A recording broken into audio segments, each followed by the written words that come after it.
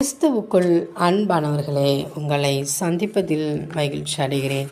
யோசுவா 23:9. கர்த்தர் உங்களுக்கு முன்பாக பெரியவைகளும் பலத்தவைகளுமான ஜாதிகளை துரத்தி இருக்கிறார். இந்நாள் மட்டும் ஒருவரும் உங்களுக்கு முன்பாக நிற்கவில்லை. பிரியமானவர்களே, நம் தேவனாகிய கர்த்தர் நமக்கு முன்பாக இருக்கிற சிறிய பிரச்சனையானாலும் பெரிய பிரச்சனையானாலும் அத்தனையும் தேவனாகிய கர்த்தரே நம்மை விட்டு அவர் விரட்டி உள்ளார்.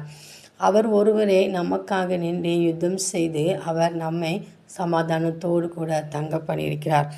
எனவே நமக்கு முன்பாக இந்நாள் மட்டும் ஒருவரும் நிற்கவில்லை. அவ்வாறு நிற்கிறார்கள் என்றால் நம்முடைய ஜப குறைவு, வேத வாசிப்பு குறைவு. எனவே ஒவ்வொருவரும் நம்முடைய தனிப்பட்ட வாழ்வை சரி செய்து தேவனுக்கு முன்பாக நாம் நிற்கும்போது அவர் நமக்கு எதிரிட்டு நிற்கிற சத்துருக்களுக்கு எதிராக நின்று அவர்களை அந்த இடத்தை விட்டு அகற்றி போடுவார். எனவே ஒவ்வொரு நாளும் நாம் நம் தேவனாகிய கர்த்தரையே நாம் பற்றி கொண்டிருக்க வேண்டும். எல்லா சூழ்நிலையும் கர்த்தர் ஒருவரையே நாம் பற்றி கொண்டு நிற்கும்போது அவரும் சூழ்நிலைக்கு அப்பாற்பட்டு நம்மோடு கூட கடந்து வருவார்.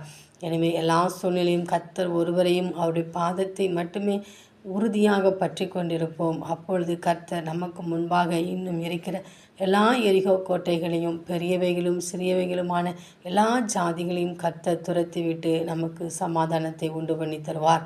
அந்த தேவனின் அன்பு கரங்களை நாம் பற்றி கொண்டு அவரோடு கூட வாழ்வோம். ஆமேன்.